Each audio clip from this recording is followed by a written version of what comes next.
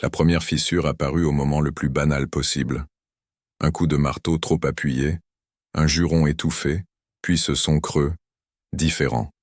Dans la poussière blanche du mur éventré, quelque chose résistait. Le maçon s'arrêta. Le silence s'installa aussitôt, épais, presque hostile, comme si la maison elle-même retenait son souffle. On était en Champagne, à la lisière de l'hiver 1888, et l'ancienne demeure des Valcourt, abandonnée depuis des années, livrait enfin ses entrailles.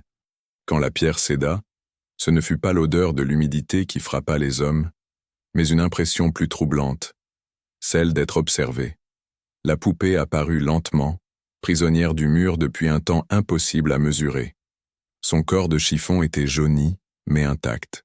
Sa robe, autrefois rose, portait encore les traces délicates d'une dentelle cousue à la main. Et surtout, il y avait ce visage de porcelaine, fissuré à peine, aux yeux peints d'un bleu trop vif pour être innocent. Personne ne parla tout de suite. La propriétaire actuelle, une veuve venue de Reims, sentit un frisson lui parcourir l'échine. Elle eut la certitude étrange, irrationnelle, que la poupée n'avait pas été oubliée là, qu'elle avait été placée, murée, condamnée. Ce n'est qu'un jouet, finit par dire quelqu'un sans conviction. Mais déjà, quelque chose se déplaçait derrière les regards, une reconnaissance muette. Une peur ancienne qui remontait à la surface comme un vin trop longtemps gardé en cave. La maison des Valcourt avait autrefois dominé les collines, tout comme la famille elle-même. Propriétaire terrien, respecté, intouchable. Puis, en l'espace de quelques années, les rideaux s'étaient fermés, les domestiques étaient partis, et le nom avait cessé d'être prononcé à voix haute. Aucun scandale officiel, aucun procès, seulement une disparition progressive, presque polie. La poupée reposait désormais sur une planche, au milieu de la pièce éventrée. Quand le vent s'infiltra par une fenêtre brisée, un bruit se fit entendre. Un murmure, très léger, presque imperceptible, comme un souffle qui tenterait de former des mots. Le maçon recula brusquement, jurant cette fois sans retenue.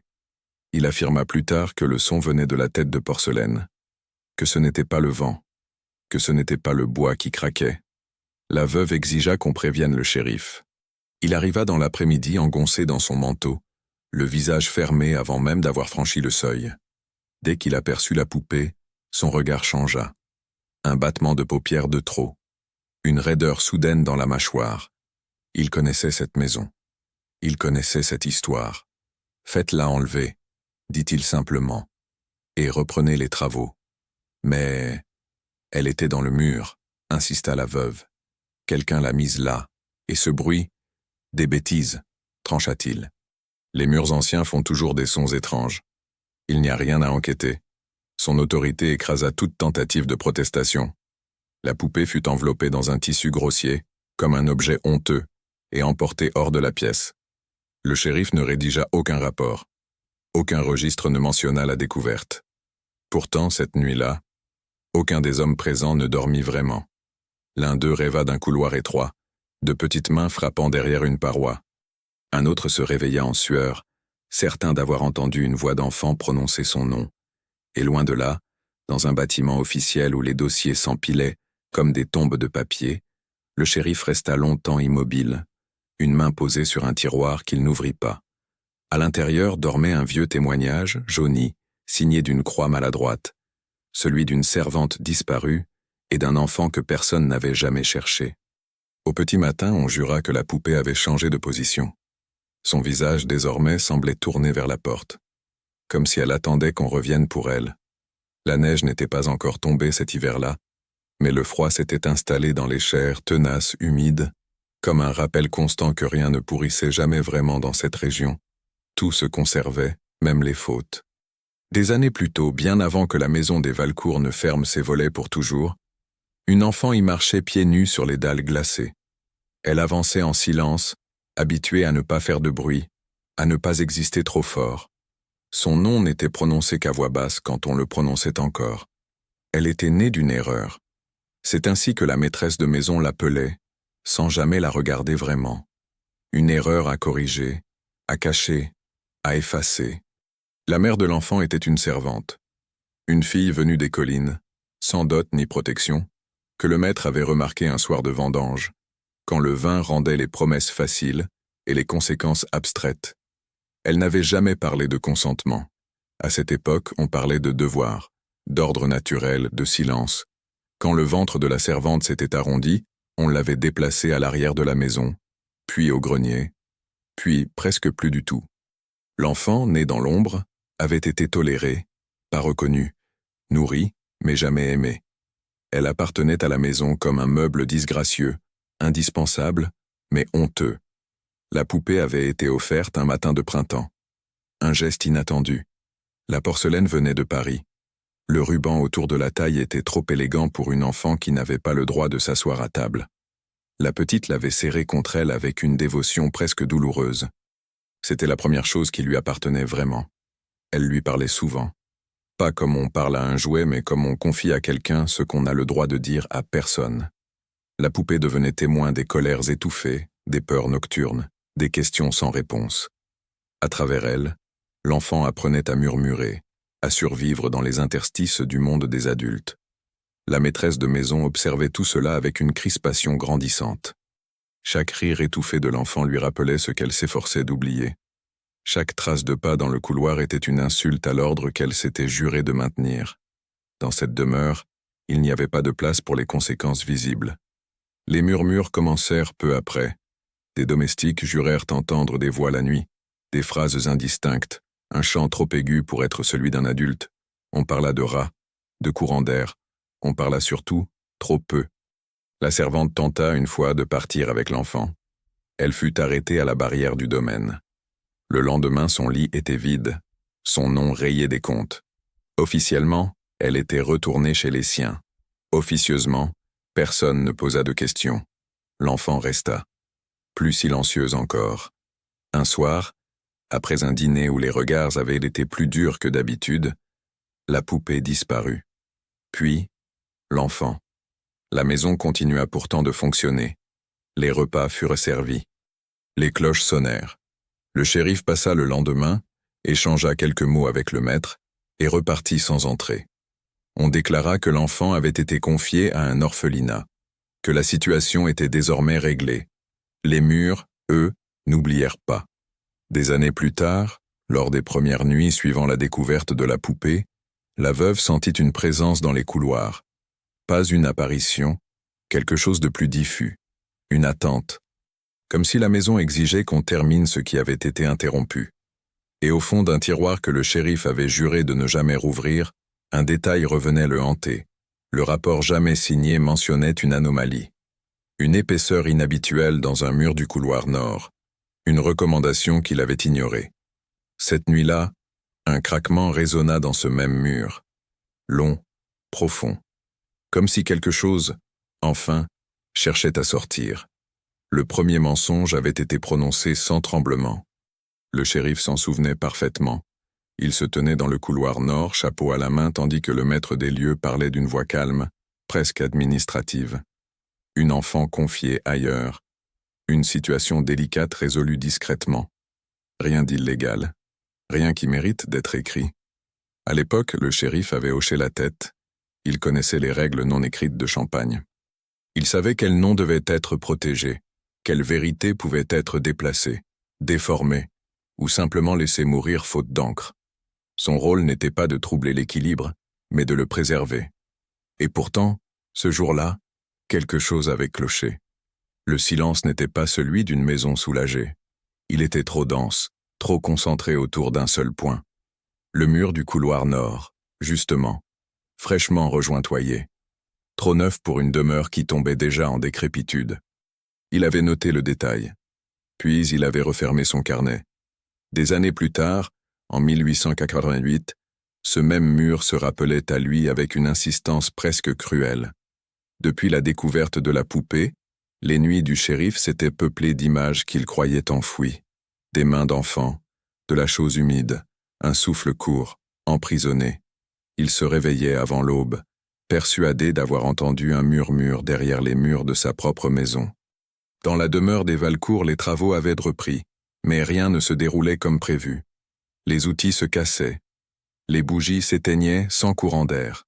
Un ouvrier refusa de revenir après avoir trouvé, au petit matin, Des traces minuscules dans la poussière du couloir nord, comme si quelqu'un avait marché pieds nus pendant la nuit. La veuve, rationnelle jusqu'alors, commença à douter de son propre esprit. Elle entendait parfois la poupée, bien qu'elle fût enfermée dans une caisse à la cave. Pas des mots distincts, une cadence, un rythme, celui d'une confidence qu'on n'ose pas interrompre. Elle décida de retourner voir le shérif. Il la reçut avec une froideur étudiée. Lorsqu'elle évoqua l'enfant, les murmures, le mur, il se leva brusquement, mit fin à l'entretien sans explication. Mais au moment où elle franchissait la porte, il lâcha, presque malgré lui. Certaines choses doivent rester à leur place. Cette phrase le poursuivit toute la journée, car il savait, au fond, que rien n'était à sa place. Il descendit finalement aux archives, tard dans la nuit, lorsque le bâtiment municipal était vide. Le tiroir céda avec un grincement sec. Le dossier était plus mince qu'il ne se le rappelait. Des pages avaient disparu. Mais le témoignage de la servante était toujours là, signé de cette croix maladroite. Elle y décrivait une punition, une colère, un ordre donné trop vite. L'enfant enfermé, pour la calmer. Quelques heures seulement. Le temps de réfléchir, puis plus rien. La dernière phrase était presque illisible, tachée. Elle ne répondait plus quand j'ai frappé. Le shérif sentit sa gorge se nouer. Il comprit alors ce qu'il avait refusé de comprendre pendant toutes ces années. La poupée n'était pas un souvenir. C'était un témoin. Cette nuit-là, le mur du couloir nord céda de lui-même. Un pan de pierre s'effondra dans un nuage de poussière. Derrière, on découvrit un espace étroit, improvisé, trop petit pour un adulte. À l'intérieur, des fragments de tissu, des os minuscules, et une entaille dans la pierre, faite par des ongles. La poupée, restée à la cave, se mit à murmurer plus fort que jamais.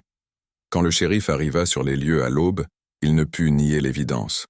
Mais au lieu de sceller la scène, d'ordonner une enquête, il fit ce qu'il avait toujours fait. Il demanda le silence. Les restes furent retirés discrètement. Le mur refermé.